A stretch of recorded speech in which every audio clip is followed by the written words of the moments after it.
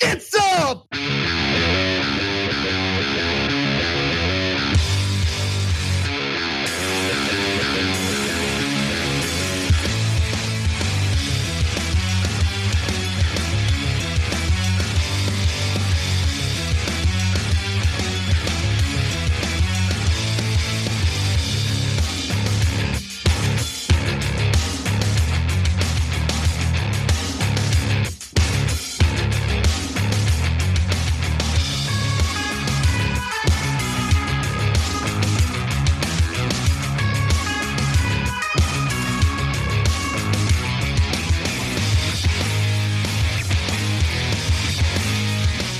All right, welcome to the Young Turks. Cenk, Uygur, and Kasparian with you guys. Oh, this is interesting. Yeah, we're in a double box for no reason. Okay, anyways, fun for everybody. At least you get to see Anna while you're seeing me, so that's good news for That's definitely everybody. good news. Okay, so we got the Georgia runoff for you guys tonight. So we're gonna have the normal show, obviously, 6 o'clock to 8 o'clock, and then 8 o'clock we've got Warlock. I've done that now twice, calling him Warlock. You know why? Because there's a story about witches on in the show today. There is. Which is where warlocks are gonna come into play. But no, Warnock versus Walker. So it's understandable why I make that Freudian slip. Anyways, will we elect a literal lunatic into the Senate? I know there's a lot of metaphorical lunatics, lunatic adjacent, but Herschel Walker is the real deal. And it's nip and tuck. We'll find out tonight. You'll love that coverage. And man, today's show is got so many stories that tell you how politics and government actually works. So stay right here. I think you're gonna love it. All right, Anna. Well, we begin with a story that's really being represented as a big deal, but in my opinion, it's a nothing burger, especially when you compare it to how ordinary people would be treated if they committed tax fraud. So, this afternoon, the Trump organization was found guilty of criminal tax fraud by a New York jury. Yes, a jury has weighed in, they have deliberated, they have considered all the evidence presented, and it does turn out that the Trump organization did exactly what we all assumed it did. It committed tax fraud. Now, first, some background to understand this case and this trial. The Trump organization was indicted in June of 2021 for alleged tax fraud based on allegations that the company devised and operated a scheme to defraud tax authorities by paying executives through gifts and other off-the-books compensation and then not paying taxes on it, particularly the CFO, the Chief Financial Officer, Alan Weisselberg, who was also indicted and already pleaded guilty before the trial. Now, this is really about receiving compensation that goes unreported, gifts of value that go unreported. You're supposed to pay taxes on things like that, and that is not what was going on within the Trump organization, including the compensation that was given to the CFO, Weisselberg in this case. Weisselberg spent several days on the stand testifying about the tax schemes.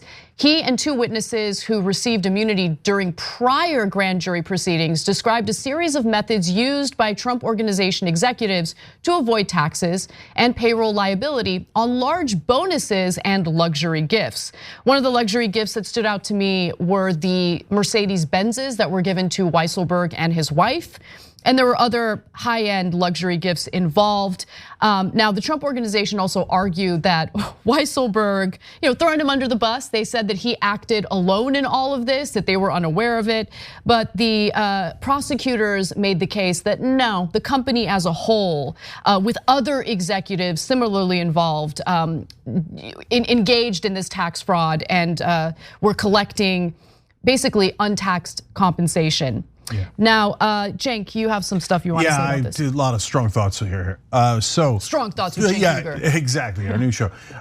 So listen, guys, number one, this story is the exact opposite of what you think it is.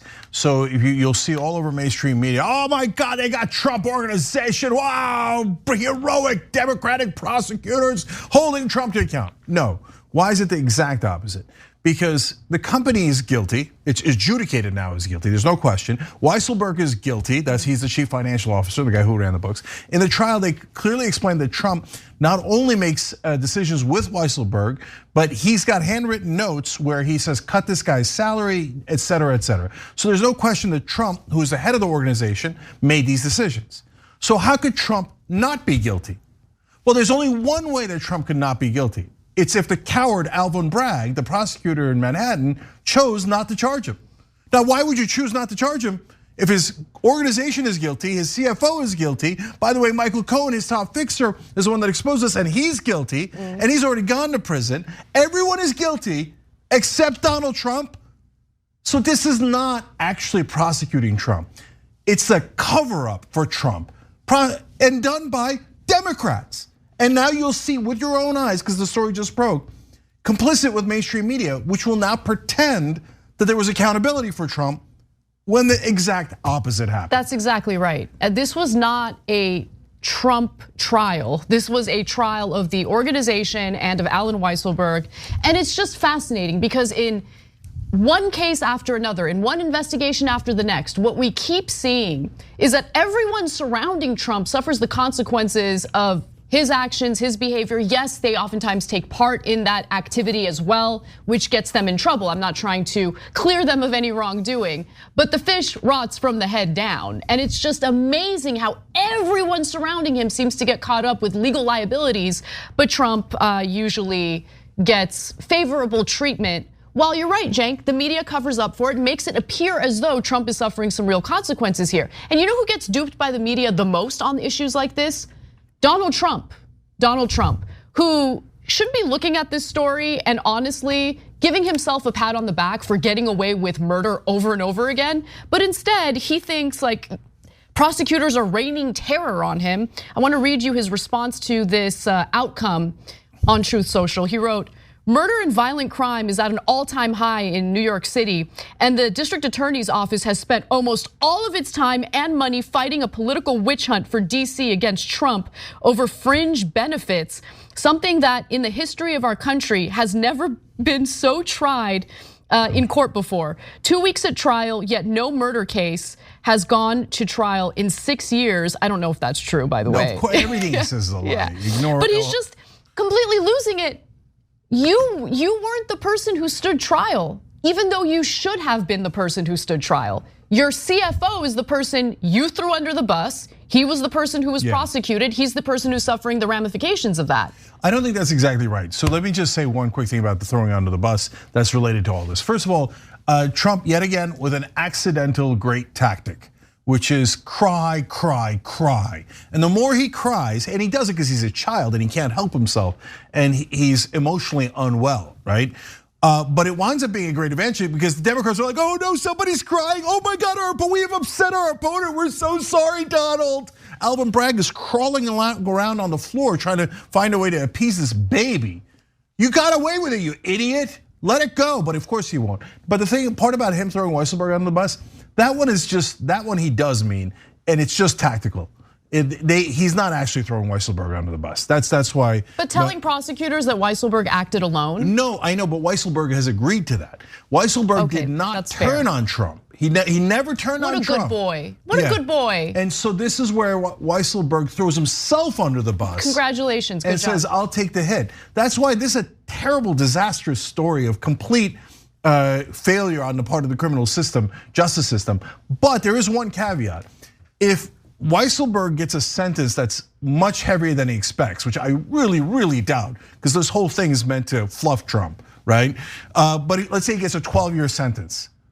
Weisselberg at that point might go, well, remember that evidence I didn't tell you about against Trump, right? And that might be an asterisk on this case, but it's very unlikely. But if that doesn't happen, this was nothing but an elaborate cover-up to help Donald Trump. The company got paid like a $1.26 million fine.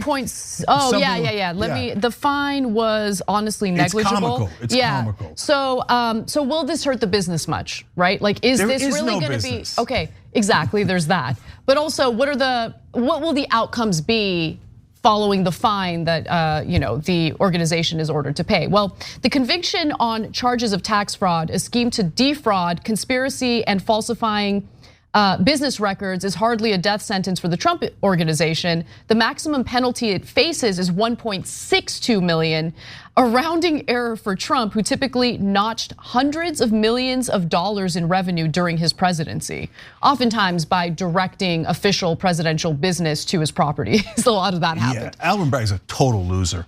So the guy commits hundreds of millions of dollars in fraud, and your maximum penalty is $1.62 million, and he doesn't go to jail, he doesn't face trial, he doesn't get any kind of ramification. I mean, this is a joke of a prosecutor. Watch everyone in mainstream media tell you the exact opposite. Oh, what a hero Alvin Bragg is. He finally got the Trump organization. They don't, well, for how much? And what consequences does it have? And they all pretend that he's building up to a bigger case when he finally gets Trump. I know, it's amazing. No, he's building up to this. This is it, that's it. He built up to a goddamn cover up. And remember, Letitia James is also pursuing Donald Trump for civil, in a civil suit, in a civil case against him. So, which of course doesn't go far enough when you consider the fraud that's taken place here. But the other thing I wanted to read to you, this is a line from Forbes, who reported on this story. While prosecutors stopped short of indicting the former president, they invoked his name. Whoa! They invoked his name throughout They have said the magic name. These guys are so tough. Mainstream media, go fluff them. Oh my God, throughout the months-long trial, telling jurors that he personally paid for some of the perks and even approved a crucial aspect of the scheme. Then why wasn't he indicted? Okay.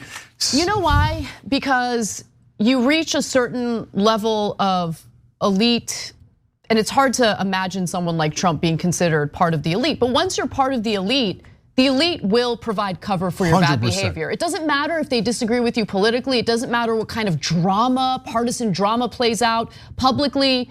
When push comes to shove, the elite look out for each other, because at the end of the day, they don't want to deal with anyone investigating their behavior. 200%. Guys, there's last two things here that are really important about the system, not about Trump, okay? Number one, if you're tearing your hair out like everybody else, that's a real person as opposed to someone who lives in New York or DC, saying why won't they prosecute Trump, especially elected Democratic prosecutors, right? The reason is because their allegiance is not to the Democratic Party. Their allegiance is not to their voters. You are dead last in their priorities. Their number one allegiance is to the club. That's what Anna just explained to you guys. So the Alvin Bragg, Joe Biden, all of them think, I mean, the very last thing we want is for people in the elites to be held accountable. So if we hold Trump accountable, that opens a door. They care so much more about themselves and protecting their power than they do about prosecuting Trump or justice or their voters. That's another story that mainstream media will never tell you. And as soon as I said it, you knew it was true, right? Everyone out there that is not in the elites knows for a fact it's obviously true. All right, last thing, it also protects, this ruling does, corporate rule.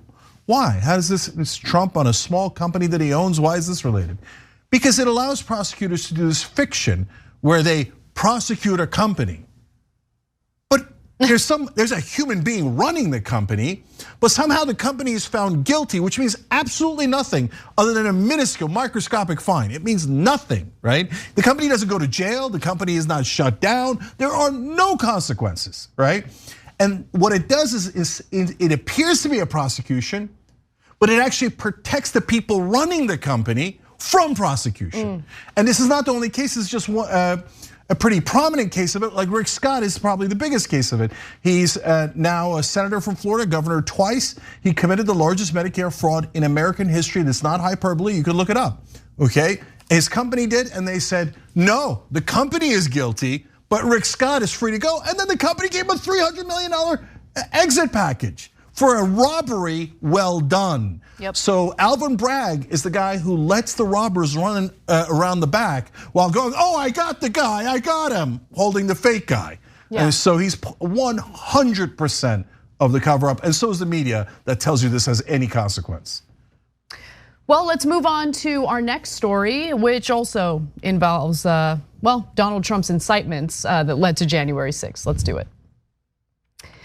The family members of fallen Capitol Police officer Brian Cenk refused to shake the hands of Senate Minority Leader Mitch McConnell and soon-to-be House Speaker Kevin McCarthy, both Republicans, of course, during a gold medal ceremony to honor police who responded to the January 6th Capitol attacks. You can see it in this video. While they very clearly thank Chuck Schumer, they shake his hand. They walk right past Mitch McConnell, even as he extends his hand for a handshake.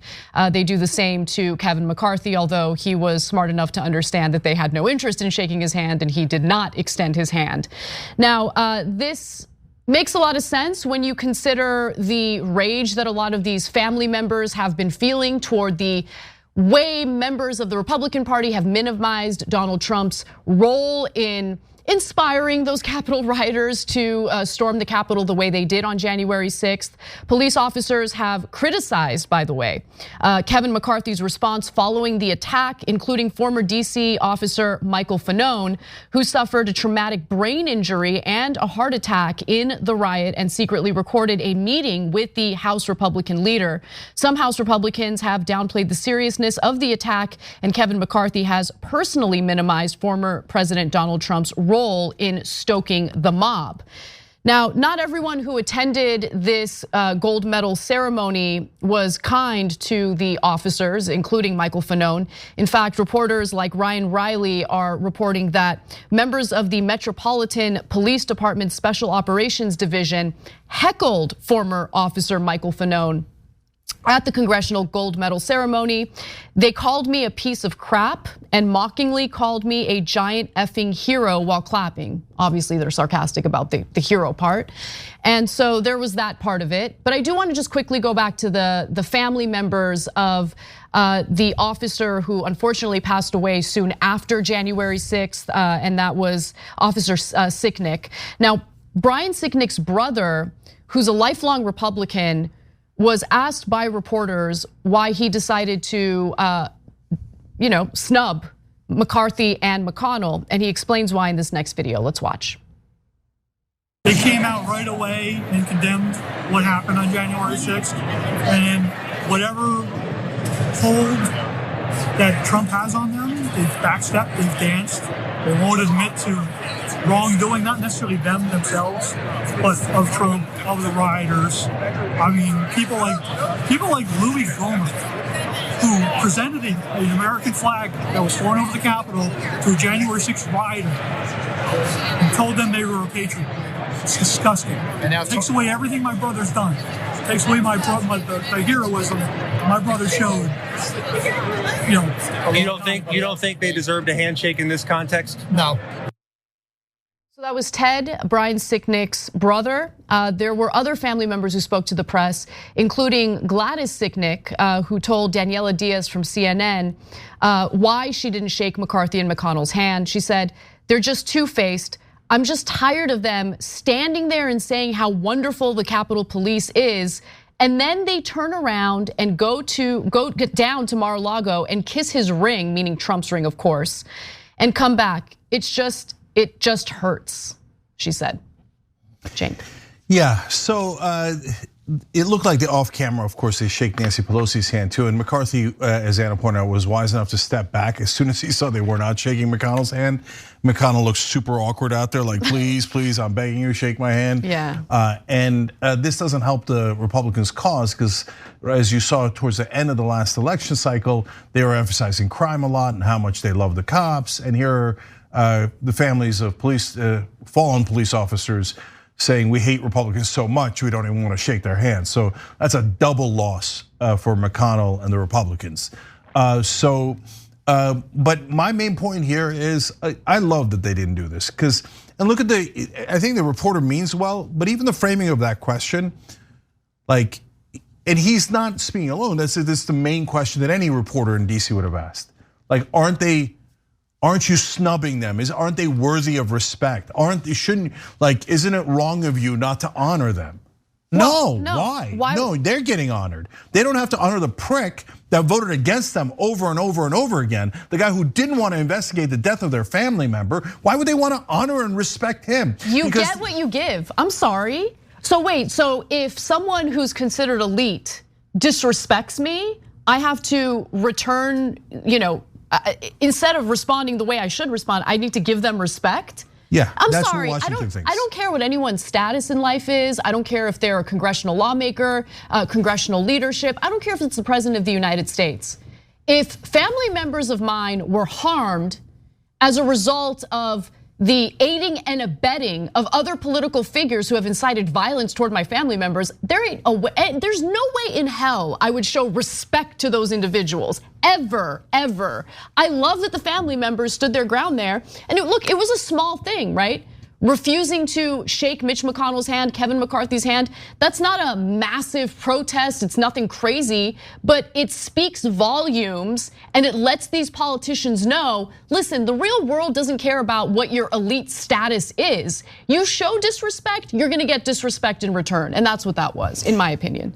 Of course, but for people in Washington, they have a completely different reality. It's just like Trump world. It's hard to believe that they think these things, but they do. Well, it's time to wake up, wakey. Yeah, okay? Every reporter in Washington thinking that they're the brave fourth estate, etc., assumes it's a mindset that the elite are so important, that the powerful should be greatly respected.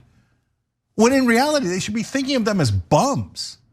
Like they should be writing super critical stories, holding the government accountable, saying, look at the crooks, they take money from these guys and then they do them favors. Look, they say that they're in favor of the cops and then they vote against the cops, right? But instead, it's like if they ever do a criticism, it's couched in like flowers and rainbows and unicorns. Like, well, I mean, Mitch McConnell did vote the wrong way, but I mean, my God, honor, respect, the Republican leader, blah, blah, blah, blah. No, he's a douche, okay? He's a hateful prick who's ruined this country. For saying that, everybody in Washington will think we're radicals. What percentage of the audience agrees with us? I'm not talking about just our audience, I'm talking about America. I would guess that around at least 70%, and that's what they're based on the polling. 70 to 80% of Americans agree with us. So are 80% of Americans radicals? No, you reporters and everyone in power inside Washington and New York, you're the radicals. That's exactly what McConnell and McCarthy should have gotten. All right, we got to take a break. When we come back, there is some legislation that Amy Klobuchar is floating that is meant to, in her words, protect local media and independent news outlets. But the story's a lot more complicated than that. So we'll give you the details on the legislation, why it's actually a bad idea, and more when we come back. All right, back during the social break, Anna's got the first comment. I just want to give a shout out to a wonderful viewer of ours whose name is Stephen Nolan. He is an author and obviously an excellent artist. And he sent me this beautiful painting of my dog. And when I opened it today, I just burst into tears because it was just like such an incredibly thoughtful gift, so talented. And he wrote me a really nice positive note in the back.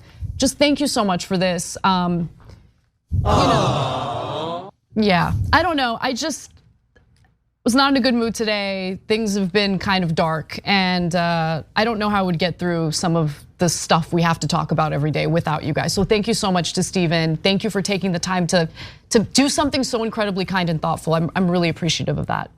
All right, and in the Ethernet, in our member section, also has kind words about Anna. Anna is drowning the slugs with salt. Slugs are cute though. It's a compliment of a different sort. Okay, OJam writes in, also worth noting the Democrats want to run against Trump because they think it's an easy win. Kind of like 2016, they've learned nothing. That's, not only is that 100% right, I now, as soon as I read your comment, OJam, I thought, Republicans are gonna try to make sure Trump loses in the primary, and these idiot Democrats are gonna try to make sure that he wins. They're gonna play with fire again. So anyway, OJ for making an excellent point. $100 gift card from Blue Apron, food for thought, and great job. So if you're a member, guys, every once in a while for good comments, to give away $100 in free food. tyt.com/join to become a member. Mother of Cats writes in, Democrats are idiots. Shoe on the other foot, they think Republicans would not prosecute them. I'm not saying they shouldn't if similar fraud was found in companies of Democratic politicians, but Jesus, they're stupid. #Cenk was right. Okay, I'm tempted to give away $100 for hashtag Cenk was right, but I'm not gonna do that. But anyway, yes, of course, Democrats never ever learn, they're never gonna learn, and mainstream media is gonna keep telling you they're geniuses when they're obviously, as always, acting like idiots. All right, Eva Women writes in, this is good news, should pave the way for other indictments. I hear you, unfortunately, it won't. But guys, that's the great thing. We put it out there for you guys to judge ahead of time. If it turns out we're wrong, okay, we'll come back and tell you, oh my God, I retract everything about Alvin Bragg. He's an American hero. He actually did indict, prosecuted Trump and put him in prison for fraud. Okay, I would love to do that and I would love to say you're right. But the chance of that happening is about 2%. It is very, very, very unlikely. He's a normal, by all accounts, a normal Democratic coward, and he has no intention of actually going after Trump. Innocent Animal Dragon says, Manchin deal was put into the National Defense Authorization Fund. No, okay, another great example. I told you guys, they're not, you think the Manchin side deal is done? It's not. Everybody in Washington said, and I talked to actual Congress people, etc. Oh no, Cenk, it's done. Oh, they're not gonna put it in the defense. Of course they're gonna put it in. You know who made sure that they were gonna put it in? Reporting now, Joe Biden. Joe Biden's like, oh, I have to deliver for the guy who destroyed 85% of my agenda. Sure it was, Joe, you're all liars. We'll be back. All right, back on TYT, Cenk and Anna with you guys, and KevZ247. Thanks for becoming a member, we appreciate it. Hit the join button below on YouTube. You can become one as well. If you're not on YouTube, tyt.com/join. Casper. All right, well, this next story took a lot of digging to really understand what's going on here. So buckle up, it's a wild ride. Meta, which of course is the parent company of Facebook, is threatening to block all news content from its platform should legislation that was introduced by Senator Amy Klobuchar passed through the so-called Defense Authorization Act. It's legislation that she's tacking onto what's referred to as a must-pass bill, which always passes with no problem in Congress. Now, the bill in question is known as the Journalism Competition and Preservation Act, which sounds real good, okay? Also known as the JCPA. Now, what is the legislation and why are groups like the Electronic Frontier Foundation and the ACLU against it? Let me give you the details first, and then I'll discuss. Now, the legislation introduced by Senator Klobuchar and backed by more than a dozen other lawmakers from both parties would create a 4-year exemption under US antitrust law. Already that doesn't sound good. Allowing news outlets to bargain collectively against social media platforms for a larger share of ad revenue in exchange for their news content. It is one of several tech-focused antitrust bills currently pending on Capitol Hill. So understand what's happening here, okay? It is essentially a piece of legislation that makes an exemption for media companies seeking to join together to fight for a larger share of revenue from these platforms, including Facebook. Now, on its face, that doesn't sound like such a bad idea, except it's literally saying, well, in this case, media monopoly is okay. Now, more on that in just a minute, but let me give you some more detail on the legislation on its face and how Meta has responded to it. Now, Andy Stone, who's a spokesperson for Meta, says, if Congress passes an ill-considered journalism bill as part of national security legislation, we will be forced to consider removing news from our platform altogether rather than submit to government-mandated negotiations that unfairly disregard any value we provide to news outlets through increased traffic and subscriptions. The Journalism Competition and Preservation Act fails to recognize the key fact. Publishers and broadcasters put their content on our platform themselves because it benefits their bottom line, not the other way around. That part I disagree with. They definitely benefit from it as well. I mean, we're talking about ad revenue. They take a piece of that ad revenue, don't they? Facebook does, Yeah. Certainly, yes. Yeah, so they would want to drive up ad revenue as much as possible. How they share it with news outlets is a different question. Yes. Again, this is another story I have strong opinions on, but yes. keep going. So let me give you all the details though, because again, this is one of those stories. It's a piece of legislation that uses the right language, right? Collective bargaining. That sounds real good. You want collective bargaining. It pretends to look out for the little guy, meaning independent media or local news outlets, but it completely ignores the fact, by the way, that much of the media today, especially local news, falls under giant corporate conglomerates, okay? Yes. Totally ignores that. So in reality, what's happening behind the scenes with this legislation is trying to give powerful news organizations and media conglomerates a leg up when it comes to advertising dollars on these platforms. More on this. So the strategy to get this passed was a pretty smart one. As I mentioned earlier, they're planning on tacking it onto a bill that usually passes with no problem whatsoever.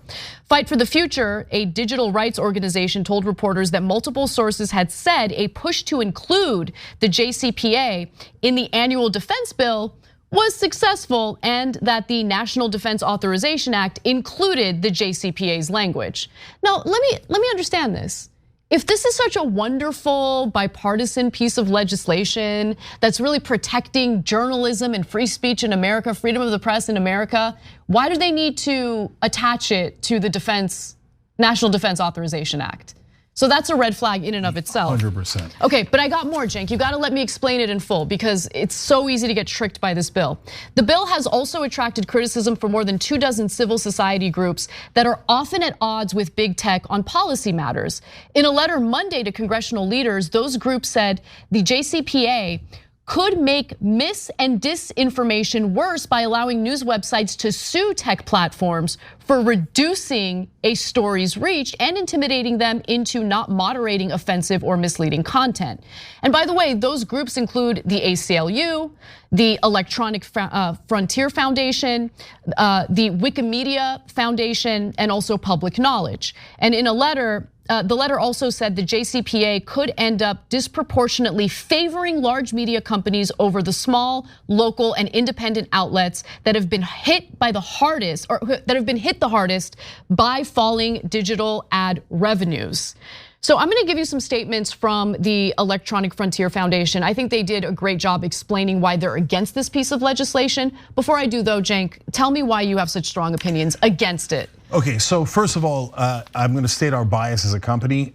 We've got bias on both ends. We actually will probably fall into the category of the news companies that could form a conglomeration. But we also make a good amount of our revenue from Facebook. So that means that we don't want news to be taken off of Facebook. We're biased in both directions. We're always open and transparent about how we report that. Okay, now, here's my real opinions.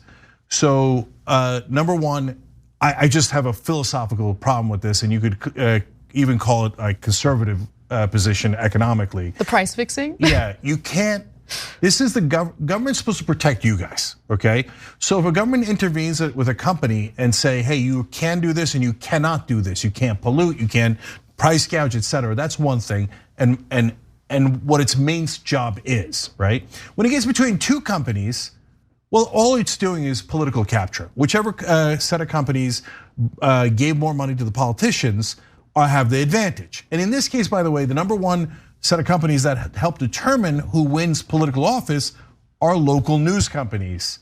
Those are the ones that run not just the ads, but the news stories that make the biggest difference in their election and re-election campaigns. So here they're saying, no, we're gonna let one set of companies set the price or help to set the price for another company completely.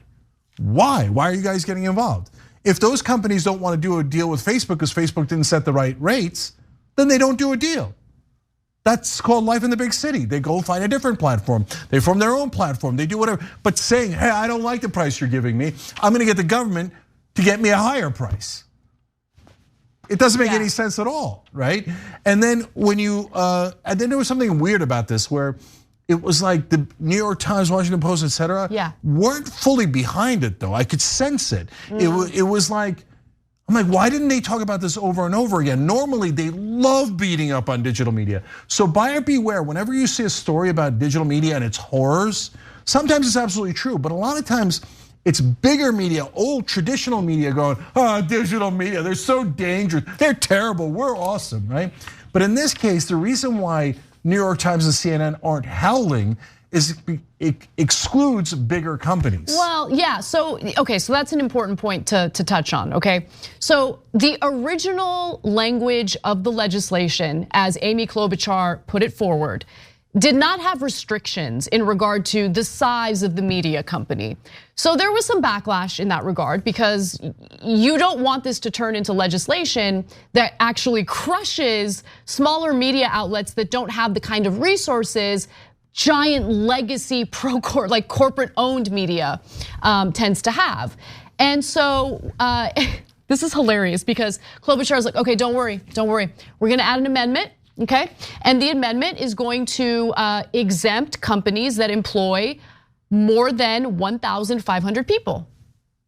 I mean, Cenk, so listen, that's a lot of employees, right? Local news doesn't even employ 300 people. Let's just keep it real. Oh yeah. No. So my point is that restriction isn't really much of a restriction in my opinion. And if you look at, I did some digging to see what are other big media conglomerates saying. And one of the big media conglomerates online actually is Vox Media.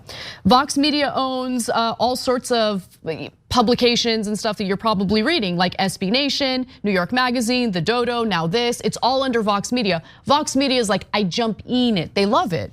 Yeah, right? Because they're in our camp. They're in the camp of companies that would get to use this as leverage against Facebook. Right. So whereas the New York Times is not in that camp, so the New York Times is muted, whereas Vox is like, this is the most important bill.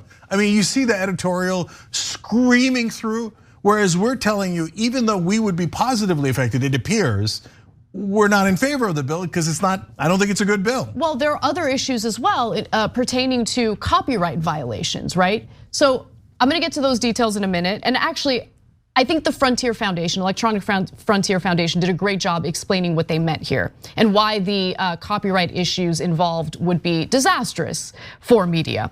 So they write, competition doesn't flourish when a group, even one of smaller newsrooms, is allowed to form a cartel.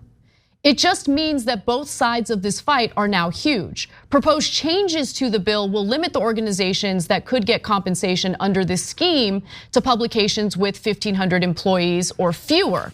But, as they write in their explanation for why they're against this, that won't preserve competition because the loss of local and independent news has already happened. Many smaller publications are now owned or backed by large corporations and venture capital funds. Of course. The venture capital funds are the ones lobbying for this bill. I guarantee it. 100%. I guarantee it. Okay, let me give you more though. And the industry is consolidating at a rapid rate. The large corporations and investment vehicles that dominate online journalism took advantage of the mess created by Facebook and Google's ad domination. And the JCPA would allow them to reap the rewards of buying up, laying off, and clickbaiting these newsrooms. And by the way, the other thing is, if let's say you're a giant media organization and you've gone a little over that 1,500 employee, threshold, I mean, this kind of gives you a little bit of a incentive to fire some folks, right? Or more likely what they'll do, especially if they're a digital media company, is they'll spin off one part of their company. They'll find a way. Yeah, of course, it's so easy to get around these things. And then finally, it's equally untenable, they write, to restrict who can link to publicly available pages on the web. So understand that based on the language of the legislation, if you're sharing news stories on your feed on Facebook, you could be slapped with copyright for doing so, right? So there's that issue, and it is a mess. The way that it's written, the way that this would be carried out, if it passes, is a mess. That has grave consequences for the entire internet, which depends on the ability to link to information sources from far and wide. Linking isn't copyright infringement, at least under current law. But the JCPA risks creating a new quasi-copyright law for linking, or even leading the courts to extend copyright law to cover some forms of linking. Yeah, no, it's if they apply it, it's gonna be an absolute disaster. And then you won't get any news online because companies are not going to be like, oh yeah, why don't you just why don't I let my customers set the price and then I have to pay it no matter what, and it's going to come with 1,000 legal hassles that's going to cost me millions, if not hundreds of millions, if not billions of dollars. They're just not going to do it, and then you're not going to get the news at all. Now, if you're wondering, wait a minute, why is this bipartisan? This has an excellent chance of passing, unfortunately. I'm not sure it's going to, because there's a lot of economic forces on both sides, but it has a very good chance of passing. Why is it bipartisan? Why do Republicans and Democrats? Because the only thing that's bipartisan are things that help corporations. Yes. Okay, so number one, Vox is a giant corporation, and Vox's like companies are almost all backed up by hedge funds, private equity, venture capital, etc. Okay, less so hedge funds, but mainly the other two. But giant economic forces are on that side. Also, the local news is usually owned by enormous conglomerates, as Anna like pointed Sinclair out. Media. Exactly. What I was going to get to is that most of those for the local news companies are very conservative companies. So the Republicans are looking to rig the system while pretending to be in favor of the little guy and pretending to be in favor of news. They're actually rigging it in favor of Sinclair. Yep. So, and that doesn't mean that Facebook isn't conservative. Facebook seems to be putting their thumb on the scale for conservatives overall to begin with. That's my rough sense of it, very rough, okay? But these guys are even more conservative, and they're fighting economically with one another. Yes. Okay, and guys, must-pass bills are a magnet for unpopular bills that corporations love, that politicians from both sides go, okay, this is the perfect time to rip off our voters. It's in a lame duck session when no one's paying attention. It'll look like it's part of a defense bill, which you can't vote against, right? And this is when we get to sneak in something that is deeply unpopular and deeply damaging because our donors asked us to. That's how this game is played. But since the media companies are also involved in this politically and have an economic stake in these news, you're almost never going to hear an honest news story about this. You know how much digging I had to do today to really, first of all, to understand what this legislation really is? I mean, I had to go pretty far to figure out, I mean, like CNN, even Reuters, like they would mention like, yeah, there are some organizations like the ACLU that like happen to be against this. But they wouldn't explain why, right? Like you got to go out of your way and figure out. I had the same exact scenario. Yeah, how come you guys aren't explaining the antitrust issues here? How come you're not explaining the massive issue with media conglomerates involved? They would never explain the investor class behind this, right? Like the private equity, the hedge funds, all of that. None of that is explained, of course. And what really disgusts me is the use of rhetoric that pertains to workers and their struggle, things like collective bargaining, and basically repurposing it to provide cover for crappy pro-corporate legislation. There is no such thing as collective bargaining for companies. That's not a thing. It's amazing. They just made it up to make it look like corporate rule is actually populist and grassroots. Right. Oh, they're going for the little guy like Sinclair Broadcasting? That's absurd. All right, finally, what should be the standard? Look, these platforms don't owe us anything. So a lot of people love to cry. And so whether it's the right wing going, oh, I demand the right to be pro-Nazi and be on this platform, right? Or now giant mainstream media companies going, I demand the right to higher profits. Okay. So crazy. Yeah. No, the only thing that is fair is to ask the platforms like Facebook to be fair. So if you're gonna promote news, you're going to, or at least provide an outlet for, you're gonna provide links, you're gonna have an algorithm. The algorithm should be fair, and it should not judge whether you're a right winger or a left winger. It should just judge based on the content. I'm not positive every platform does that, and right wingers are totally lying about this, as always, with everything. Every platform that I've seen, with the exception of TikTok, that puts a thumb on the scale, puts a thumb on the scale in favor of conservatives, not against conservatives. So TikTok is much more stringent in what they ban, which then weeds out a lot of hateful right wingers. So that's why I say they're an exception. And I think YouTube is overall enormously fair, and that's you never hear that from anyone. But I think it's because they don't want to give credit to a giant company. But I think YouTube does it as fair as you can have it, right? And I've got a bias there too. We've been a partner with them for a long time. But if they weren't fair, I wouldn't tell you, okay? So anyway, bottom line is the Facebooks of the world should be left alone by other corporations with political meddling. They want to have a fight between companies, have at it, Hoss. That's called a free market, okay? If they want to rig it with the government, that should not happen. All Facebook owes anybody is fairness. All right, we're gonna take a brief break. When we come back, Mike Pence got owned by the legislation that he enacted when he was governor of Indiana. How did that happen? We'll tell you when we come back. Back on TYT. So first, today is the Georgia runoff. You guys know that. So we're going to cover it as soon as Young Turk's over at 8 o'clock Eastern. Me, Rashad Ritchie, John Idolo, Michael Schur. Oh, by the way, Michael talked to Herschel Walker supporters. Oh my God, it's amazing. The clips are amazing. So wait till you get a load of that. That starts at 8 o'clock.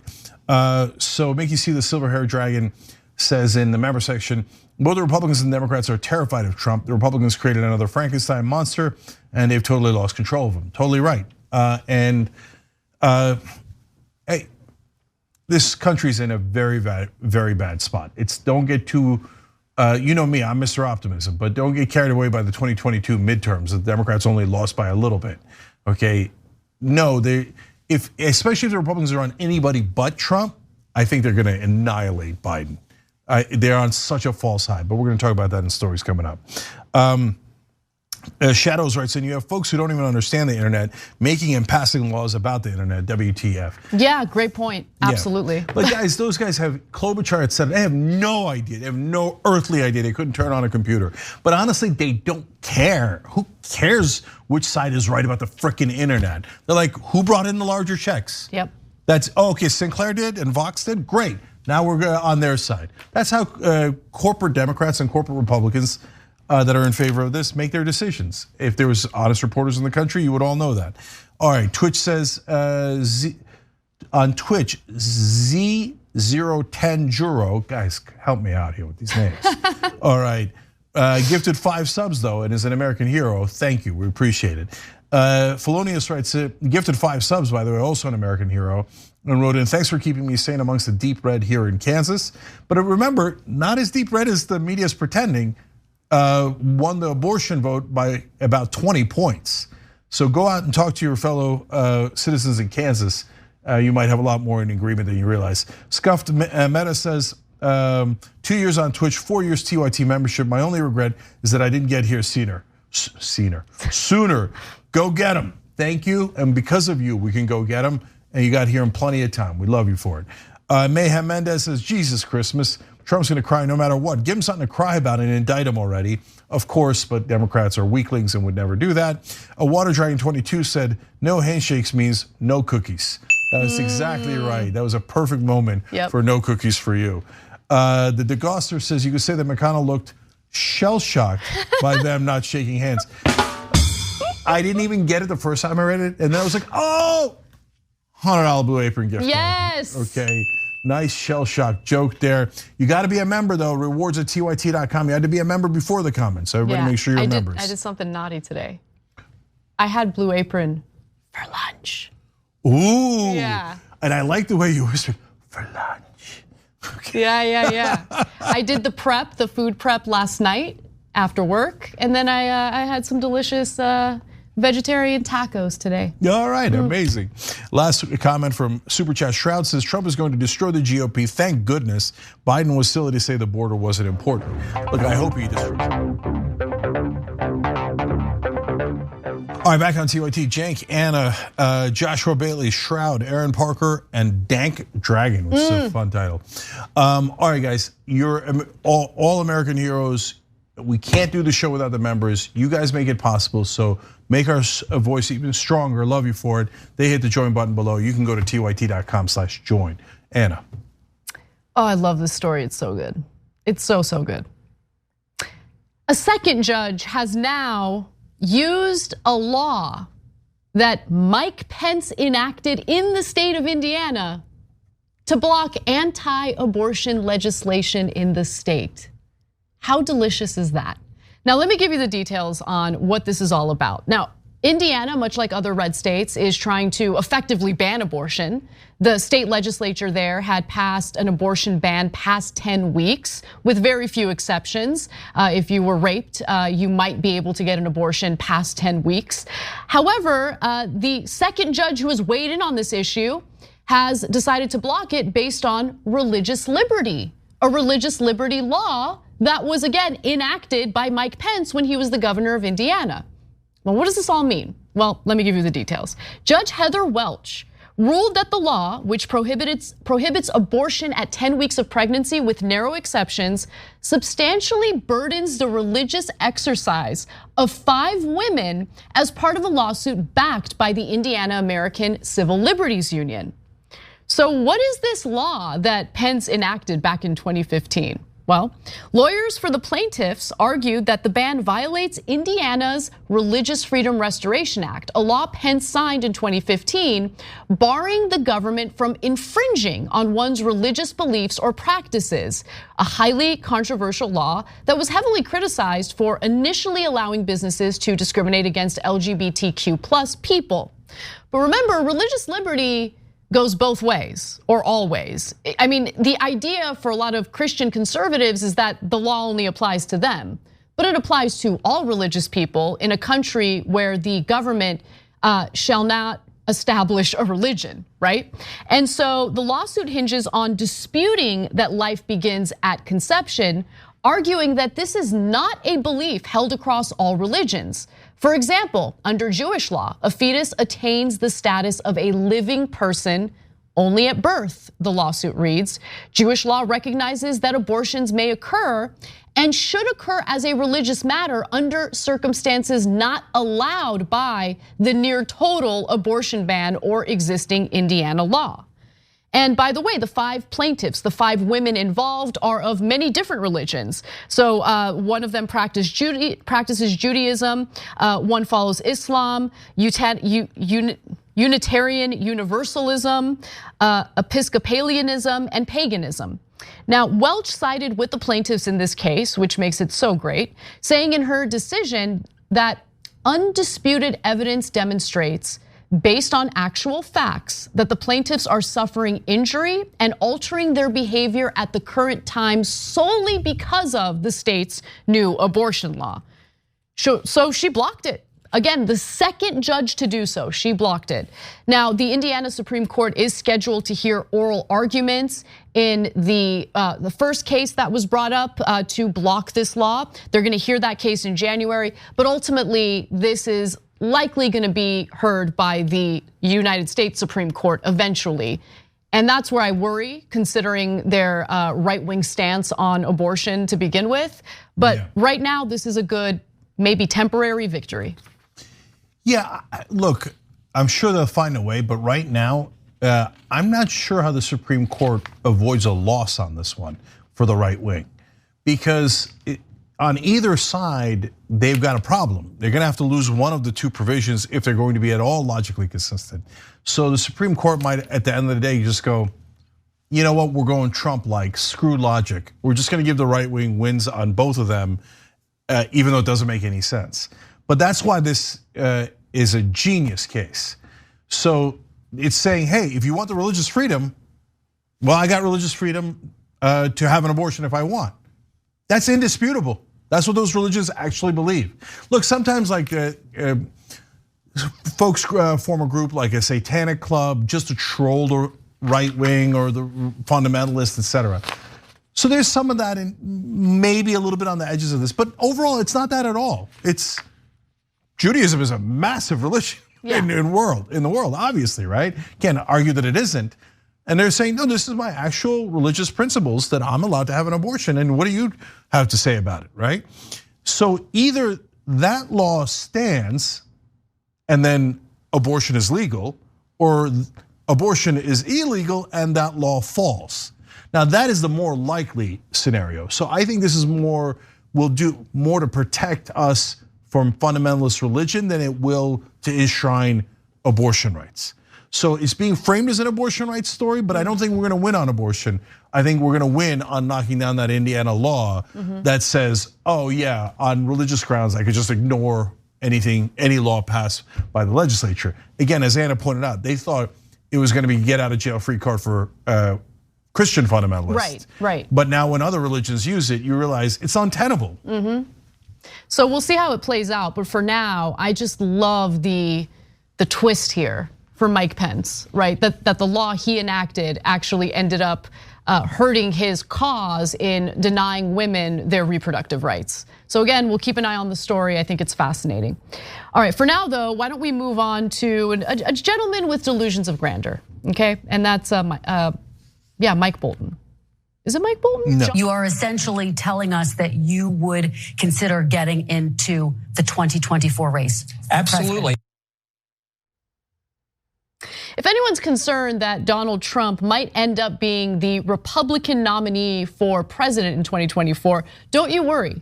His former national security advisor and well-known war hawk, John Bolton, will be there to save the day. He thinks he's the hero who can save us. Now, let's hear more from Bolton and what his plan is should it become more clear that Trump is in fact going to end up being the Republican nominee. Nearly 95% disagree that Donald Trump is more important than the Constitution. I'm afraid there are some who would stick with Trump on this. What does a candidate have to lose by appealing to 95% of the base of the Republican Party? I actually think most Republican elected officials in Washington disagree with Trump on this, but they're intimidated. This is the time where there's strength in numbers. The more people who tell the truth, the easier it is for everybody else. So what do you have to see that would make you say, now is the moment that I am going to declare my candidacy? I'd like to see Sherman-esque statements from all the potential candidates. If I don't see that, then I'm going to seriously consider getting in. Okay, now look, I'm torn on this because on one hand, he's calling out the cowardice of the Republican Party, which is absolutely accurate. It would be nice if he had a moment of self-reflection and acknowledged the fact that he was also a Trump ass kisser until he realized that it wasn't really working out for him anymore. Until he realized it got in his mustache. Oh God, why? Why?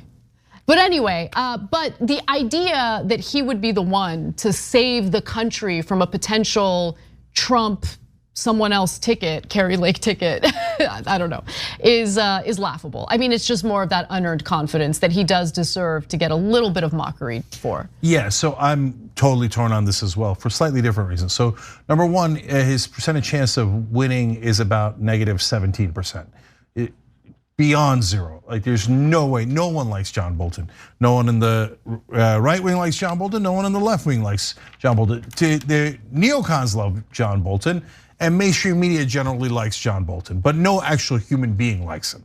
And so the neocons are the guys who want to start every possible war.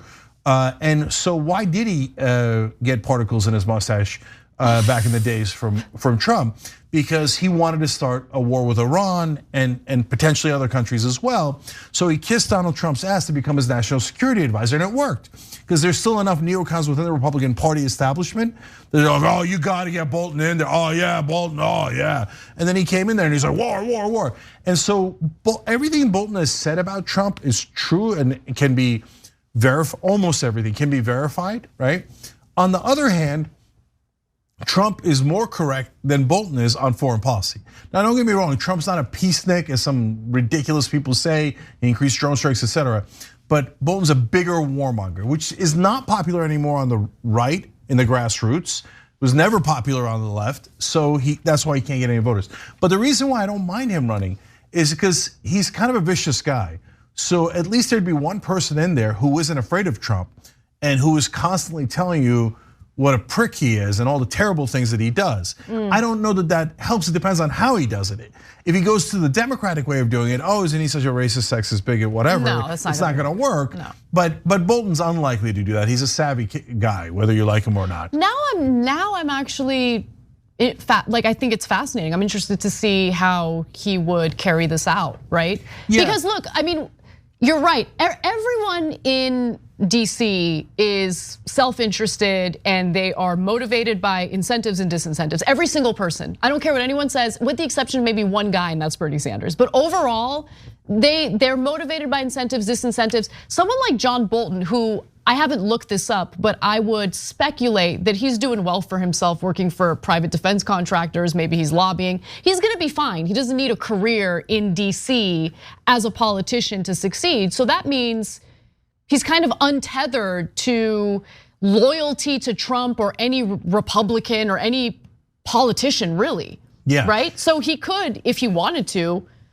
go after Trump pretty aggressively in the Republican primaries. Would he do it? Maybe. I don't know. We'll see. To your point, Anna, John Bolton has a permanent seat ready for him at a think tank to pay him a ton of money. Exactly. Why? Because he's in favor of every war. So defense contractors are going to fund think tanks to hire people like John Bolton. Right. And especially Bolton because he's the biggest proponent of war. So he's covered there and he doesn't have to worry about risk so much, right?